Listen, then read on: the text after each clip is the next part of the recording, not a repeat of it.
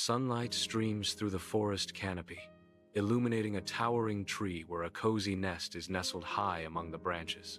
A mother bird watches over her two tiny chicks with bright, attentive eyes. Her presence, a comforting beacon of care. The air fills with a delicate symphony of chirping and the gentle rustling of leaves, a peaceful chorus of life. Within the nest, two fluffy chicks huddle, their tiny beaks agape, awaiting their mother's care. The nest, a haven of warmth, is meticulously crafted from soft moss and delicate twigs. With gentle movements, the mother bird preens their feathers, offering reassurance and love. Weeks later, the chicks grown, they perch on the nest's edge, wings fluttering with youthful impatience against the vast forest. The mother bird, a beacon of gentle encouragement, chirps softly, demonstrating the dance of flight to her eager offspring.